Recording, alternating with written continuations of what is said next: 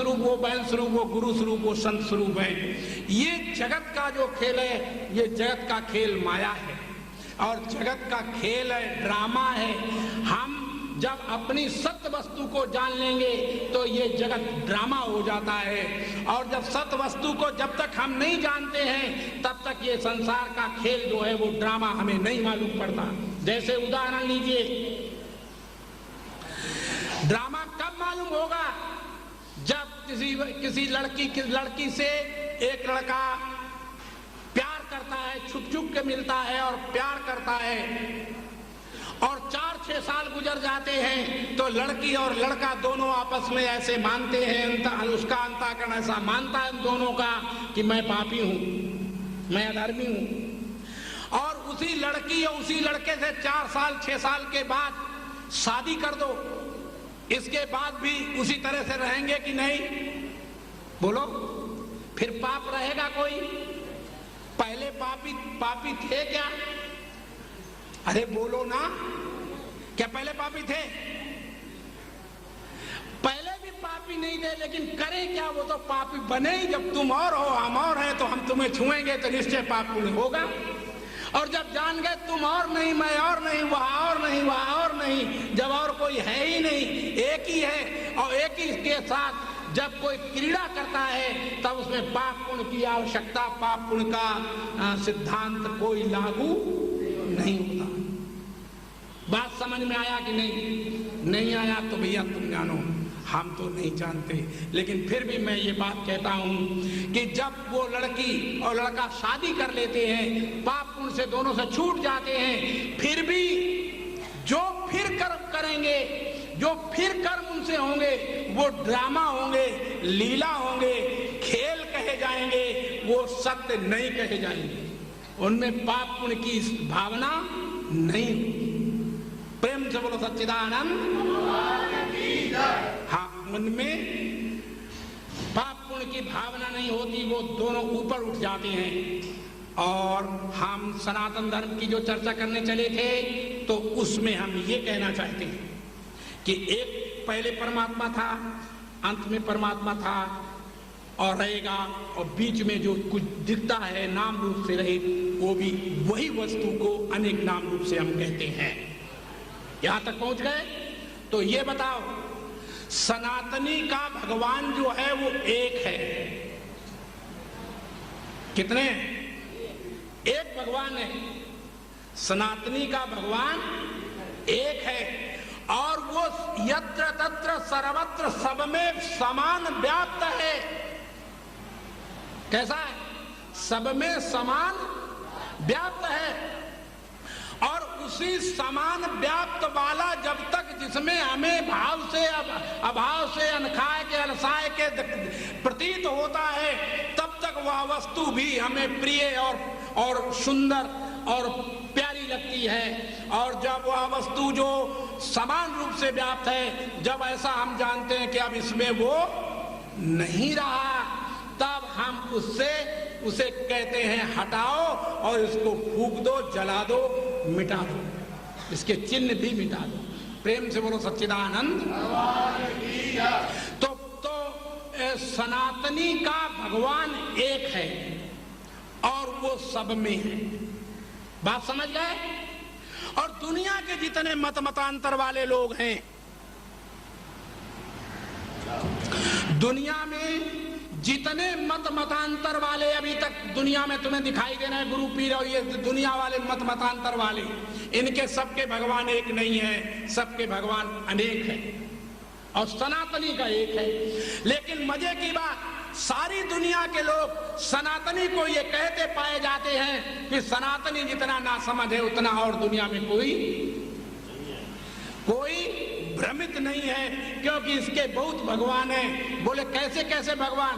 कोई केला पूछता है, कोई पीपल पूछता है, कोई तुलसी पूछता है, कोई राम, कोई श्याम, कोई हनुमान, कोई देवी, कोई देवता, कोई मजारे पूछते हैं कि नहीं? हम गुरुद्वारों को पूछते हैं कि नहीं? माने हम हर मंदिर मस्जिद में जाकर के सबको समान प्रणाम करते हैं, सबको समान पूछते हैं, सबको समान देखते हैं। लेकिन मजे की बात, हम किसी को पूछते नहीं, ना हम पीपल को पूजते हैं, ना हम केला के पुजारी हैं, ना हम अपनी माँ बाप बहन बेटी गुरु पीर के पुजारी हैं। हम पुजारी अपने भगवान के हैं। हमारा भगवान जब तक उसमें है तब तक हम उसको पूजते हैं। देखिए, अगर केला हम जब पूजते हैं तो केले में भगवान को पूजते हैं, केले को नहीं पूजते, क्योंकि केले में भगवान है, केला भगवान नहीं है। इसीलिए तो केला भगवान नहीं है, इसीलिए तो केला को उठा के हम खा जाते हैं और सब्जियां बना लेते हैं कि केला के पुजारी नहीं है, केले में भगवान के हम पुजारी हैं। इसी तरह पीपल के हम पुजारी नहीं हैं, पीपल की लकड़ियों को कटवा करके हम यज्ञ में स्वाहा कर देती हैं, भस्म कर देती हैं। तो हम पीपल के पुजारी नहीं हैं, हम पीपल में भगवान को जानते हैं, इसलिए पीपल को पूजते हैं, परंतु पीपल भगवान नहीं है, परंतु पीपल में भगवान है। इसी तरह हम माँ के पुजारी नहीं है, बाप के पुजारी नहीं है, माता पिता गुरु पीर संत महात्मा के पुजारी हम नहीं है।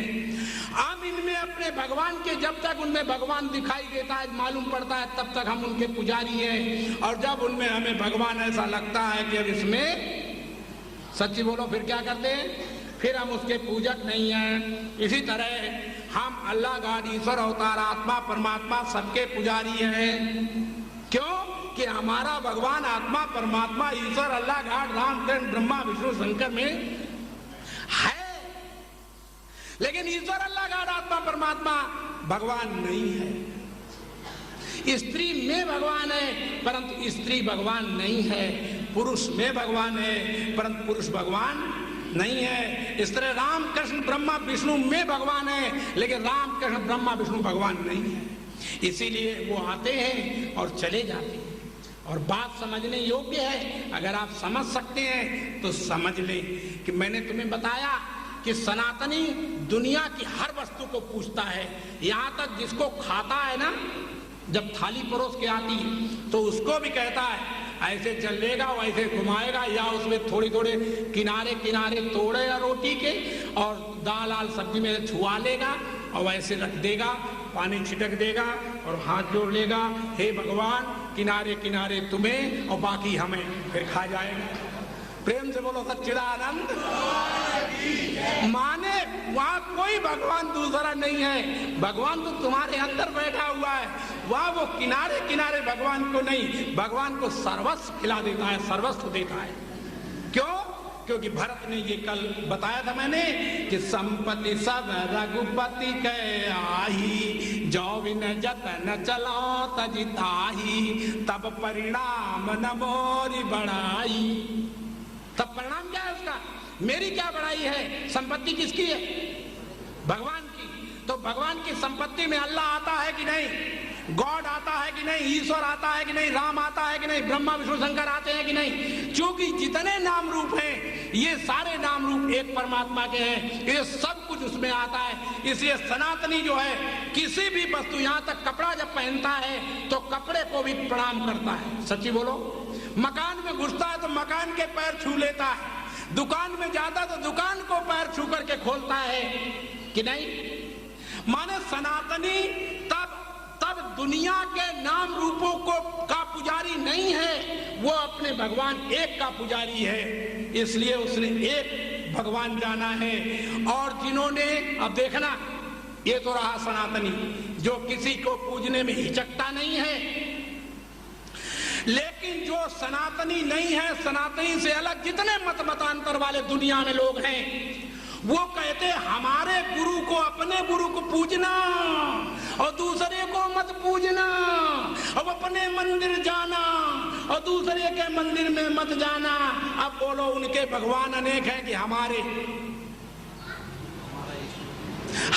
एक है, और उनके, क्योंकि उनके हमारे मंदिर में भगवान नहीं है, उनके अपने मस्जिद में भगवान है, उनके अपने गुरुद्वारे में भगवान है, उनके अपने गिरजाघर में भगवान है। वो हमारे में भगवान को नहीं जानते, इसलिए उनके भगवान अनेक हैं और हमारा भगवान सनातनी का भगवान एक है। इसलिए सनातन धर्म की जो व्याख्या है वो ये है कि सनातनी दुनिया में ऐसी कोई वस्तु नहीं। शायद आप समझते हैं कि नहीं, लेकिन फिर भी मैं तुम्हें याद दिलाता हूं कि दीपावली होती है। दीपावली के दिन पहले दिन, दीपावली से एक दिन पहले हम दीपक सबसे पहले कहां जला के रखते हैं? अरे गंदगी में, जहां पर हम टट्टी पेशाब मल मूत्र को त्याग करते हैं वहां रखते हैं, नहीं रखते पहले दिन। माने वहां भी हम पूजा करते हैं। तो मत समझ लेना कि हम किसी की पूजा नहीं करते, लेकिन ये दुनिया वालों की बात नहीं है, ये सनातनी की बात। इसलिए सनातनी का भगवान एक और वो सब जगह, और दुनिया वाले तो झूठ बोलते हैं, कहते हैं कि मेरा अल्लाह जो है सब जगह है। तो सब जगह है तो मेरे में नहीं है? जिसके तुम चाकू लेके और उसका जीवे करते हो उसमें भगवान नहीं है, अल्लाह नहीं है क्या? मैं पूछता हूं है कि नहीं? तो फिर जीवे कैसे हो गई? कैसे हो गई? माने जो तुमने मारा किसी को तो वो कैसे मारा? तुम्हें हिंसा कहां से आ गई? माने द्वैत कहां से आ गया कि इसको बलि दे करके हम सीधे स्वर्ग पहुंचा देते हैं या भगवान के पास पहुंचा देते हैं? याद रखो, जैसे बलि तुम दूसरे के दे के भगवान के पास पहुंचा देते हो, वैसे एक बार अपने को बलि देकर देखो। प्रेम से बोलो सच्चिदानंद। हाँ, अपने को कोई बलि नहीं देता, दूसरे की बलि तो सभी लोग चढ़ाना जानते हैं। और जो लोग समझदार और ज्ञानी और होश में आते हैं वे अपनी बलि पहले देते हैं। अपनी बलि कैसे पहले देते हैं वो तुम्हें सिद्धांत समझाता हूं। मैं शरीर नहीं हूं, मैं नाम रूप नहीं हूं, इसके बाद जो मैं रह गया वो नाम रूप से रह गया, नाम रूप से अलग रह गया, तो मेरे सब नाम रूपों की बलि चढ़ गई कि नहीं? अच्छा कि हमें चाकू लेके तलवार निकाल के चढ़ाना पड़ेगा? तलवार निकाल के हमको चढ़ाना नहीं पड़ेगा। हम ज्ञान से सारे ब्रह्मांड को प्रलय कर देते हैं। ज्ञान से क्या कर देते हैं? इसलिए नानक साहब ने कहा ज्ञान उदय फिर कर्म विनाश। ज्ञान के उदय काल में कर्म ज्ञानी का नहीं रहता। ज्ञान के उदय काल में ज्ञानी का कर्म, ज्ञानी के कर्म का फल नहीं भोगना पड़ता। भगवान कृष्ण कहते हैं कि हे अर्जुन, ये जो ज्ञानी है वो तो साक्षात मेरा स्वरूप है। वो साक्षात कौन है? वो साक्षात मेरा स्वरूप है, वो और कोई नहीं है। तो साक्षात जब मेरा स्वरूप है तो तुम कौन हो? आइए आज इस बात की भी हम तुम्हें सफाई कर देते हैं कि तुम ज्ञानी हो कि नहीं। दुनिया में एक भी प्राणी जड़ चेतन ऐसा नहीं है जो ज्ञानी नहीं है। जड़ भी ऐसा नहीं है और चेतन भी ऐसा नहीं है कि जो ज्ञानी नहीं है। तो तुम कहो महाराज बताइए कैसे? तो मैं समझाता हूं कि देखो तुम ज्ञानी हो कि नहीं। ज्ञानी तुम जैसा समझते हो, तुम तो ज्ञानी की गलत व्याख्या जानते हो। तुम्हें होश ही नहीं कि ज्ञानी की व्याख्या क्या होती है और वेद शास्त्रों में ज्ञानी की क्या व्याख्या है। ज्ञानी की व्याख्या में आता है वेद शास्त्रों में कि ज्ञानी वो है जो इतना जाने कि इसको मैं जानता हूं, ये जानता हूं, और इसको मैं नहीं जानता, ये जानता हूं, वो आदमी ज्ञानी है। बात समझ में आई कि नहीं? इसको मैं जानता हूं और इसको मैं नहीं जानता हूं। तो नहीं जानता ये जानता हूं और जानता हूं ये जानता हूं, इसलिए मैं ज्ञानी हूं। नहीं समझ में आया? तुम्हारी खोपड़ी काम कर रही कि नहीं?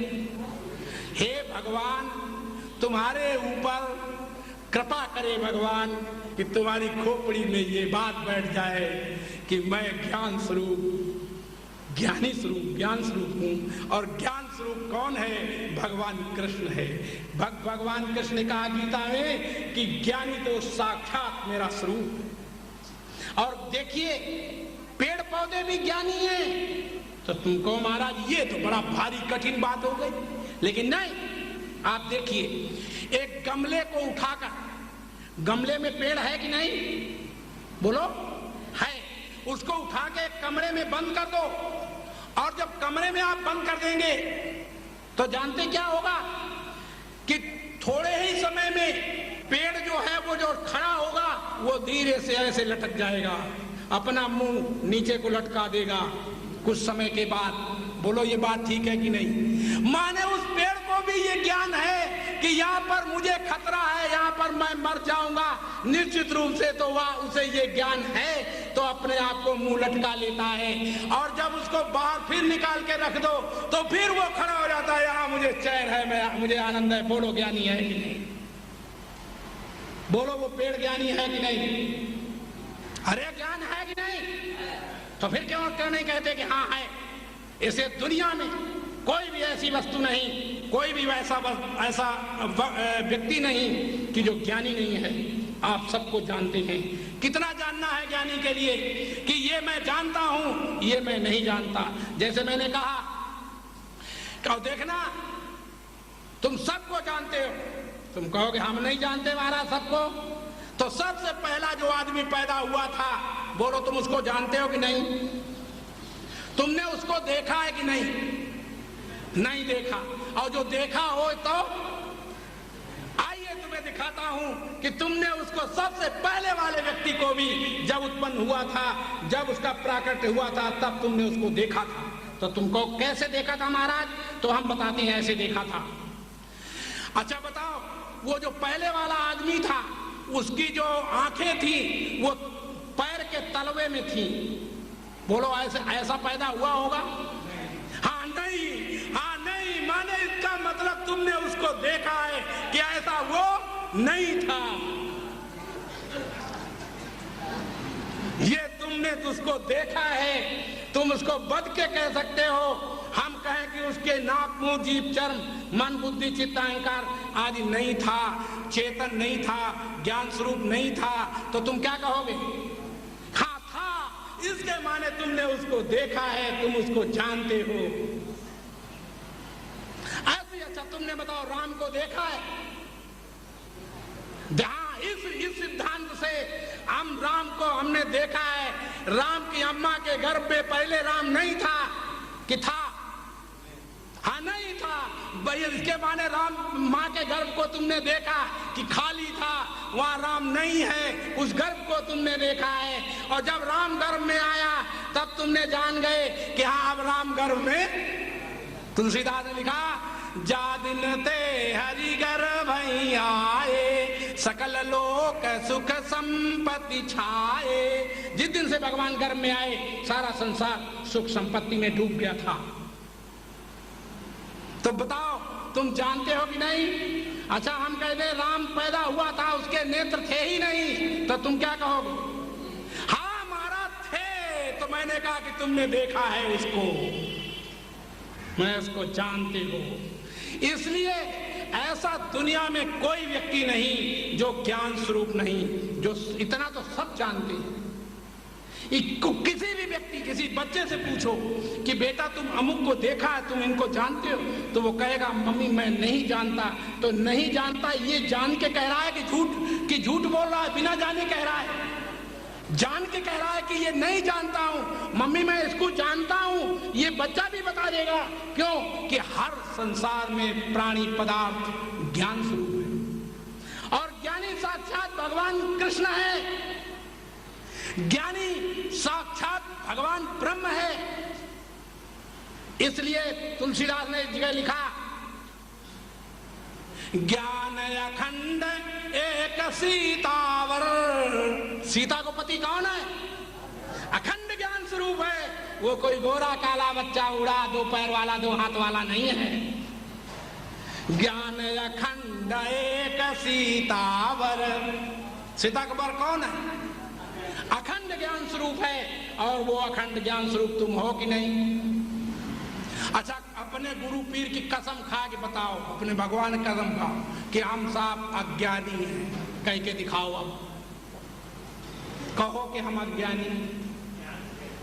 आप जो कुछ करते हैं, जो कुछ जानते हैं, जो कुछ समझते हैं, आप ज्ञान से समझते हैं। इसलिए वेद ने कहा, इसलिए ही तो वेद ने कहा था क्या, प्रज्ञानम ब्रह्म, ज्ञान स्वरूप चेतन जीव ब्रह्म में। क्या कहा था? ज्ञान स्वरूप चेतन जीव ब्रह्म है, परमात्मा है। और जो ज्ञान स्वरूप को नहीं जानता और अपने को चाची दादी बहन बेटी गुरु पीर संत महात्मा देवी देवता अवतार रामकृष्ण इत्यादि मानता है, वो आदमी दंडी है, माने उसके ऊपर दंड है और वो सबके बिना कारण बिना पूछे सबकी सेवा करे, यही उसका धर्म है। और जो अपने को ज्ञान स्वरूप जानता है उसको किसी की सेवा करने की आवश्यकता ही, फिर वो क्या है? फिर वो जो कुछ करता है, फिर वो जो कुछ करता है वो उसका ड्रामा होता है, खेल होता है, लीला होती है, वो कोई कर्म नहीं होते, वो कोई कर्म। और जब तक तुम, नानक साहब कहते हैं, जब लग कर्म कर्म है करता, तब लग गर्भ योनि में फिरता।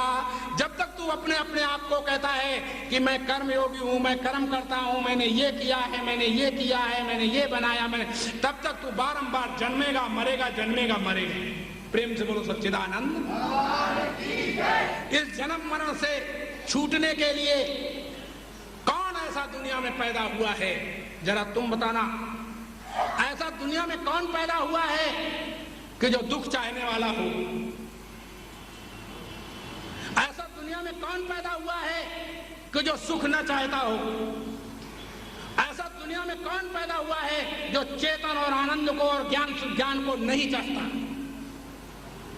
सब चेतन आनंद और ज्ञान को ही चाहते हैं। और चेतन स्वरूप आनंद स्वरूप ज्ञान स्वरूप परमात्मा है, और वही परमात्मा अपने नाते हमें प्रिय लग रहा है। परमात्मा के नाते परमात्मा प्रिय नहीं है, हमें अपने नाते परमात्मा प्रिय लगता है। एक दृष्टांत, और इस दृष्टांत से आप समझ जाएंगे।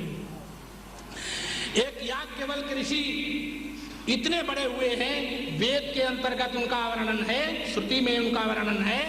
तो याज्ञवल्क्य ऋषि जो हैं, वो जब सारी दुनिया के विद्वानों को परास्त कर चुके, परास्त माने उनसे शास्त्रार्थ हुआ है सारी दुनिया के विद्वानों का, और वो जो शास्त्रार्थ की किताब पढ़नी हो तो उस पुस्तक का नाम है बृहदारण्यक उपनिषद। क्या है? बृहदारण्यक उपनिषद। और उस बृहदारण्यक उपनिषद जो है, उसके अंदर आप पढ़ सकते हैं, देख सकते हैं, जब उन्होंने सारे विद्वानों के सारे जवाब ठीक ठीक दे दिए, सबने स्वीकार कर लिए विद्वानों ने, तो सबने उठ करके याज्ञवल्क्य को तिलक किया। याज्ञवल्क्य को क्या किया? तिलक किया। उसमें एक ऋषि ऐसा था कि जिसने याज्ञवल्क्य को बिल्कुल मानने से इनकार कर दिया, कोई बात मानने को याज्ञवल्क्य की राजी नहीं हुआ और याज्ञवल्क्य को गाली देता रहा। तो याज्ञवल्क्य ने अपने मुख से कहा कि देख ऋषि, उसका नाम था साकल्य। साकल्य ऋषि जो था वो माना नहीं, गाली देता रहा खड़े होकर के। याज्ञवल्क्य ने कहा, अरे साकल्य देख, ये जो ज्ञान की चर्चा मैं कर रहा हूं, ये मेरा ज्ञान नहीं है, ये मुझे सूर्य ने दिया है, और ज्ञान के ऊपर तू कलंक कीचड़ उछाल रहा है। और तुम, मैं नहीं जानता, कहीं सूर्य अगर प्रकट ना हो जाए, और अगर प्रकट हो गया तो तुझे भस्म कर देगा। और साकल्य जो था नहीं माना, गाली देता ही रहा, शब्द कहता ही रहा, तो सूर्य प्रकट हो गया। क्या हो गया? सूर्य प्रकट हो गया, क्योंकि ज्ञान का अपमान दुनिया में कोई सहन नहीं कर सकता। और हुआ ये कि सूर्य प्रकट हो गया, सबके सामने साकल्य जल गया, भस्म हो गया, खड़े खड़े भस्म हो गया।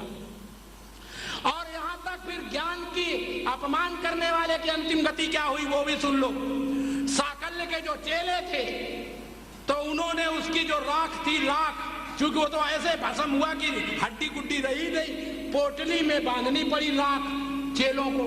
तो पोटली बांधे चेले जब लिए जा रहे थे तो रास्ते में डाकुओं ने देखा कि इसमें जरूर कोई माल है बढ़िया, तो डाकू उसको छीन ले गए, उसकी क्रिया कर्म भी नहीं होने दिया। प्रेम से बोलो सच्चिदानंद। बात समझ में आई कि नहीं? अच्छा, उस याज्ञवल्क्य की चर्चा मैं करता हूं जब सारे विश्व को उन्होंने परास्त कर दिया, कोई भी उनके सामने नहीं रहा, सबने तिलक किया। इसके बाद याज्ञवल्क्य से जनक ने और याज्ञवल्क्य से नारद ने ज्ञान लिया, मन शिष्य बने, शिष्यता धारण की, ज्ञान लिया। और ज्ञान लेकर के फिर जब वो अपने घर पहुंचे तो याज्ञवल्क्य की 2 पत्नियां थीं, 2 स्त्रियां थीं। कितनी थी? एक थी कात्यायनी और एक थी मैत्रेयी। ये 2 पत्नियां थी। कात्यायनी जो थी वो भोगों को चाहने वाली थी, और जो मैत्रेयी थी वो परमार्थ को चाहने वाली थी। परमार्थ समझते? परमार्थ क्या है? परम परमार्थ। परम परमार्थ किसे कहते हैं? परम परमार्थ उसे कहते हैं जिसको सब चाहते हो, जिससे कोई भी अछूता न रहे, उसको परम परमार्थ कहते हैं।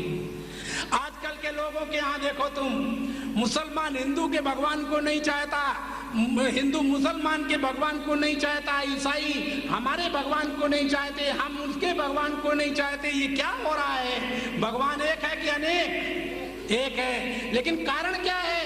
सनातनी सबको चाहता है, सनातनी जो जान गया है उसको सबको नमन करता है। नमन जानते क्यों करता है? जब हम किसी को नतमस्तक होते हैं, इसका मतलब है कि मैं अपने सिर की जितनी भी बुद्धि है हमारी, हम तुमको अर्पण कर देते हैं। अब हमारी बुद्धि हमारी नहीं रही, अब जो कुछ काम होगा अब तुम्हारी बुद्धि से होगा। इसलिए श्रेष्ठ पुरुष का ही कोई नमन किया जाता है। जब हम राम को नमन करते हैं तो राम की बुद्धि धारण करते हैं, जब हम कृष्ण को नमन करते हैं तो कृष्ण की बुद्धि धारण करते हैं, जब गीता भागवत को नमन करते हैं तो गीता भागवत की बुद्धि को धारण करते हैं। बात समझ में आई कि नहीं? तो और अपनी बुद्धि को मिटा देते हैं, अपनी बुद्धि को हम नष्ट कर देते हैं। तो जब हमने तुम्हें ये बताया कि हर रूप में हम अपनी बुद्धि अपनी बलि दे करके और संसार में जब क्रिया करते हैं तो लीला ड्रामा हो जाता है। और जब अपने को हम ब्राह्मण क्षत्रिय व शूद्र जानते हैं, संत महात्मा गुरु पीर जानते हैं, तब हमारे ड्रामा नहीं, लीला नहीं होती। तभी तो गुरु लोग आजकल क्या कहते हैं? अपने चेलों से कभी भूल के दूसरे के यहाँ मत जाना। बोले दूसरे की बात मत सुनना। बोले क्यों? बोले इसलिए नहीं सुनना क्योंकि मैं पूरा बता नहीं पाता और दूसरा बता देगा तो फौरन मेरा चेला दूसरे हो जाएगा। तो मारे लालच के आदमी मरा जा रहा है। प्रेम से बोलो सच्चिदानंद।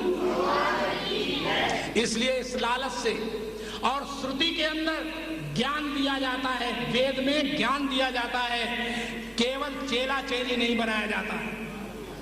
क्या दिया जाता है? ज्ञान दिया जाता है, चेला चेली नहीं बनाया जाता। और अभी मैंने कहा था याज्ञवल्क्य की बात कि याज्ञवल्क्य की 2 पत्नियां थी, तो लास्ट में जब गए याज्ञवल्क्य अपने आश्रम तो अपनी दोनों पत्नियों से बोले कि ऐ प्रिय, तुम एक काम करो कि जितनी प्रॉपर्टी है वो मेरे सामने बराबर बराबर 2 हिस्सों में बांट लो। तो पत्नियां बोली कि ऐसा क्यों करना चाहते हो? कहा मैं अब संन्यास लेना चाहता हूं। क्या बोले? अब मैं संन्यास लेना चाहता हूं। तो उन्होंने पत्नियां बोली कि महाराज ये बताओ कि तुमने सारे विश्व को जीत लिया है, तुमने सारे विश्व से टीका करा करके अपने को और टिकैत कहला रहे हो कि दुनिया में तुम्हारे समान कोई विद्वान नहीं रहा, तो फिर भी आपको अभी कुछ पाने की जरूरत रह गई है। तो याज्ञवल्क्य ने कहा हरि पत्नियों सच बताता हूं तुम्हें। बोले बोलो। बोले अभी एक चीज बकाया रह गई है। बोले क्या? बोले जब मैं प्यासा होकर के और जंगल में गिर जाऊंगा और प्यास से तड़पूंगा और वहां कहीं पानी नहीं होगा, कोई आसपास पुरुष नहीं होगा, तो वो जो तड़पने में मौज आएगी, आनंद आएगा, अभी उस आनंद से मैं वंचित हूं। प्रेम से बोलो सच्चिदानंद। मैं उस आनंद को भी देखना चाहता हूँ कि जिसमें मेरे छोटे छोटे टुकड़े किए जाएं और मैं प्यासा भूखा पड़ा हुआ बेचैन हूँ और तड़प रहा हूँ, उस समय कुत्ते आए, जानवर आए और मेरे मांस को नोच नोच करके खा रहे हों, और उस नोचने में जो मुझे आनंद आएगा, अभी मैं उस आनंद को नहीं जानता, इसलिए संन्यास में उसको जानूंगा। बात समझ में आएगी? मनुष्य आनंद को लेना चाहता हूं। तो जो कात्यायनी थी, भोगों को चाहने वाली पत्नी थी, उसकी कहानी बताता हूं। उसने तुरंत कहा कि दोनों भाग बांट दीजिए, पहले भाग मैं लूंगी। क्या बोली? पहला भाग मैं लूंगी, मैं दोनों में छाटूंगी, इसके बाद दूसरे को मिलेगा। लेकिन दूसरी पत्नी जो परमार्थ को चाहने वाली थी, वो खड़ी होकर बोली कि प्रिय, अपने पति से बोली, प्रिय आत्मन, ये बताइए कि जो तुम मुझे बांट के दे रहे हो, बंटवारा करके दे रहे हो, जो हिस्सा मुझे दे रहे हो, वो हिस्सा जो तुम मुझे दे रहे हो, उससे मैं एक बात पूछती हूँ। बोले क्या? कि जो तुम इसको सबको त्याग के और जंगल में जाकर और उस तड़फ में आनंद लोगे, जो तुम्हें उस वहां आनंद मिलेगा, वो आनंद बांटी हुई तुम्हारी जो चीज है उससे मुझे मिलेगा कि नहीं? क्या पूछ दिया? ये बताओ कि जो तुम मुझे, जिसको तुम छोड़ के जा रहे हो जंगल में, और तुम्हें वो चीज मिलेगी, जो चीज मिलेगी ये तो मुझे मालूम नहीं, लेकिन ये बताओ जो बांट के दे रहे हो तुम मुझे, उससे वही चीज तुम्हारी वाली वहां जो जंगल में मिलेगी संन्यास लेने के बाद, वो हमें इन वस्तुओं व्यक्तियों से मिलेगी कि नहीं? याज्ञवल्क्य कहते हैं, हरि मैत्रेयी कभी पद पदार्थ से परमार्थ की सिद्धि नहीं होती। पद पदार्थ अपने लिए चाहिए, पद पदार्थों को नहीं चाहिए। बताओ, पद पदार्थ चाहिए, पद पदार्थ तुम्हें दिया जाएगा, पद पदार्थ तुम्हें दिया जाएगा, लेकिन देने से एक सेकंड, लेने से एक सेकंड पहले तुम मर जाओगे। बोलो चाहिए? हाँ, खाए ले लो, जो चीज मांगो, पति मांगो, पुत्र मांगो, धन मांगो, राम मांगो, श्याम मांगो, अल्लाह मांगो, गॉड मांगो, ईश्वर मांगो, आत्मा मांगो, कुछ मांगो, मिलने से एक सेकंड पहले तुम मर जाओगे। चाहिए? नहीं चाहिए। इसलिए याज्ञवल्क्य कहते हैं, हरि मैत्रेयी, राम के लिए राम प्यारे नहीं है, राम अपने लिए प्यारे हैं। पत्नी के लिए पत्नी प्यारी नहीं है, पत्नी अपने लिए प्यारी है। पति के लिए पति प्यारा नहीं है, पति अपने लिए प्यारा है। इसीलिए धन के लिए धन प्यारा नहीं है, धन अपने लिए प्यारा है। हर वस्तु अपने लिए प्यारी होती है, किसी वस्तु व्यक्ति के लिए कोई भी वस्तु प्यारी नहीं होती, नहीं होती, नहीं होती। याज्ञवल्क्य ने कहा, हरि मैत्रेयी, उस परम पद को, उस आनंद को जो सन्यास में मिलता है, वो परम परमार्थ है। जब हमको नोच नोच करके कुत्ते खाएंगे, जानवर खाएंगे, उसमें जो पीड़ा होगी, उस पीड़ा में जो आनंद होगा, उस आनंद का आनंद तो मुझे ले ही लेना चाहिए, क्योंकि ये मनुष्य जन्म में ही मिल सकता है और किसी जन्म में। जानवर पशु पक्षी भी नोच नोच खाए जाते हैं, लेकिन उनको उस आनंद का बोध नहीं होता, परंतु आप मनुष्य हैं, आपको ये बोध होता है। इसलिए आपको संन्यास लेने का अधिकार है, पशु पक्षियों को संन्यास लेने का अधिकार नहीं है। प्रेम से बोलो सच्चिदानंद।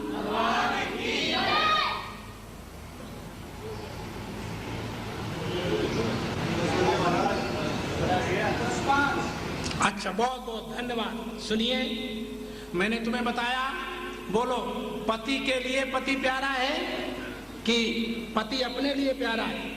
अच्छा, धन के लिए धन प्यारा है कि धन अपने लिए प्यारा है? धन तुम्हें जितना बताओ उतना दे दें, लेकिन खर्च करने को नहीं मिलेगा। बोलो चाहिए? हाँ, नहीं चाहिए, नहीं चाहिए। इस तरह से दुनिया की कोई वस्तु नहीं चाहिए। तुम्हें तुम्हारा चाहिए, और तुम्हें जो तुम्हारा चाहिए उसको तुम अगर जान गए, पा गए तो मौज आ गई, और अगर नहीं पा पाए इस जीवन में तो तुम अज्ञान में मर जाओगे। कोई तुम्हें बचाने वाला दुनिया में गुरु पीर संत महात्मा नहीं होगा। राम ने अपनी अम्मा अपने बाप को नहीं बचा पाया, कृष्ण ने अपने अम्मा और बाप को नहीं बचा पाया, और ये गुरु पीर जितने दुनिया में हैं इन्होंने अपनी अम्मा बाप को नहीं बचा पाया, और तुम्हें कैसे बचा लेंगे जरा ये बताइए। प्रेम से बोलो सच्चिदानंद। इसलिए याद रखना, किसी के ऊपर निर्भर होना, अगर निर्भर होना है तो अगर राम तुम्हें दिखाई देता है, राम प्रिय है, तो राम ही राम देखना, जैसे कि तुलसीदास ने देखा था। तुलसीदास जब वृंदावन में गए, कहाँ गए, मथुरा गए, तो वहां क्या देखा कि एक मंदिर में उन्होंने देखा कि कृष्ण की मूर्ति खड़ी थी। तो तुलसीदास को देखते थे, राम के अतिरिक्त किसी को देखना नहीं चाहते थे। वो कहते थे सिया राम में सब जग जानी, जब सारा सिया राम है तो यहाँ कृष्ण कैसे ये हो सकता है, हम नहीं प्रणाम करेंगे। और जब उन्होंने कहा मैं प्रणाम नहीं करूंगा, तुलसीदास क्या बोले, क्या छवि वर्णो आपकी भले बने हो नाथ, तुलसी मस्तक तब नवै जब धनुष बाण हो हाथ। क्या हो, क्योंकि धनुष बाण वाला जो होगा तो राम होगा, और बंसी वाला होगा तो कृष्ण होगा। इसलिए हम राम को देखते हैं, इसलिए उनकी दृष्टि में सब राम ही राम थे और कोई दूसरा। तुम्हारी दृष्टि में अगर सब एक ही वस्तु हो तो कल्याण हो जाएगा। अगर दो वस्तुएं दिमाग में आ गई, पत्नी और है, पति और है, राम और है, कृष्ण और है, ब्रह्मा और है, विष्णु और है, तो तुम्हारा कल्याण होने वाला नहीं है। इसलिए कल्याण होता है जब कोई एक स्थिति में आता है। इन्हीं शब्दों के साथ हम अपनी वाणी को विराम देते हैं और फिर बोलते हैं, हम साथ साथ बतलाते हैं,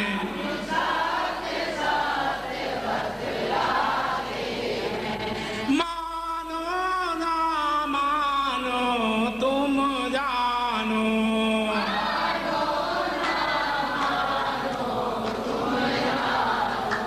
निज अनुभव तुम्हें सुनाते हैं,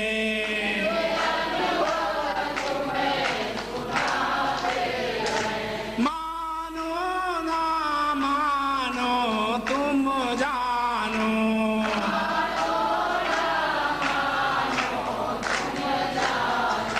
जब नाम रूप गल जाता है,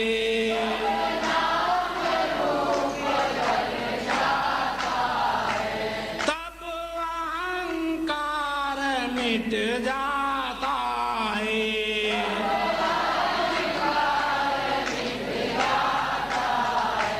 फिर मोक्ष पदार्थ पाता है,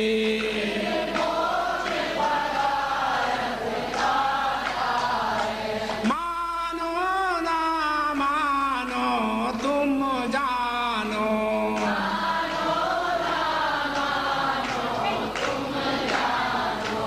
इस धर्म का पालन जो करते,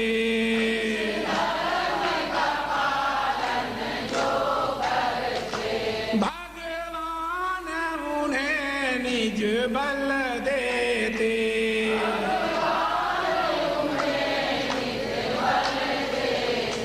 वे अमृत जीवन पा लेते,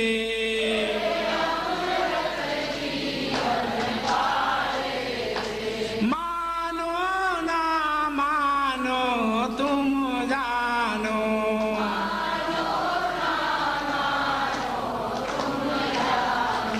हम सत्य सत्य बतलाते हैं,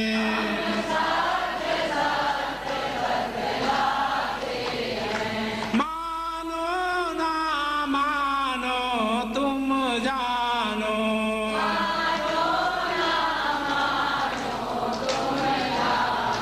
जितना मैंने अभी तक तुम्हें समझाया, काश मेरे समझाने के तुम जब सत्य नहीं समझोगे, सत्य नहीं जानोगे, तो और मेरे समझाने पर मखौल उड़ाओगे, मेरी वाणी पर तुम जब मेरी वाणी का मखौल उड़ाओगे तो आपकी अंततोगत्वा स्थिति क्या होगी, वो भी कान खोल के सुन लो।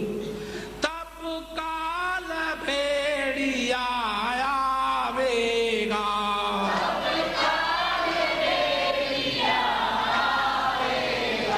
तेरा कान पकड़ ले जावेगा,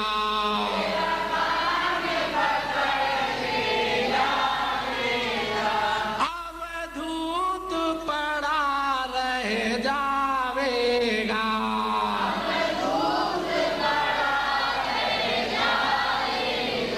मानो ना मानो तुम जानो,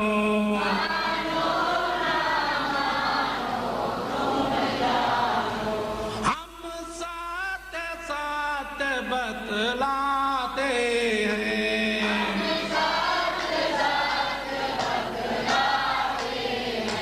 मानो ना मानो तुम जानो,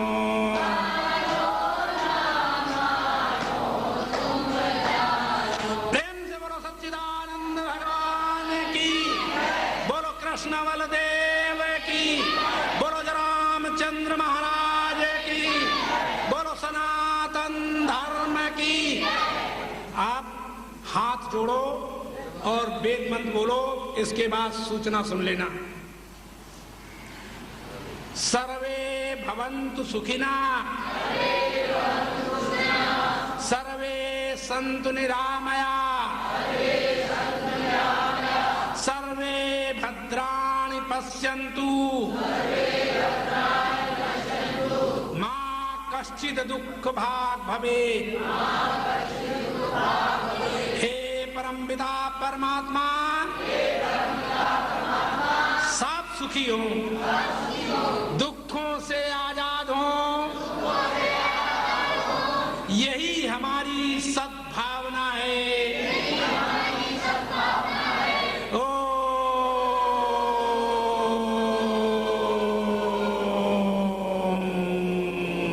शांति शांति शांति।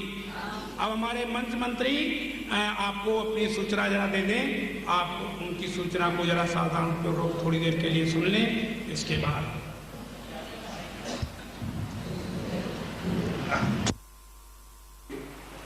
जो हमारी कक्षा होगी उसका समय मैं फिर बता देना चाहता हूँ। हमारे पड़ोस में ही आपने देखा कि यहाँ पर भगवान कृष्ण की लीला का विमोचन हो रहा है धर्मशाला से बाहर, तो उनके पदाधिकारियों से बातचीत होने के बाद हम इस निष्कर्ष पर पहुँचे हैं कि हम अपना समय जो हमने पहले घोषित किया हुआ था 7:30 बजे का, उसमें परिवर्तन करके आपसे हम सब सहयोग चाहेंगे कि हम यहाँ पर धर्मशाला में शाम को 7 बजे पहुँचेंगे निश्चित तौर पर, और 7 से 8:30 तक का यह कार्यक्रम होगा। हो सकता है 9:45 हो जाए, लेकिन सभी भक्तजन, सब रहने वाले 7 बजे यहाँ पर जरूर पहुँचें और आनंद लें।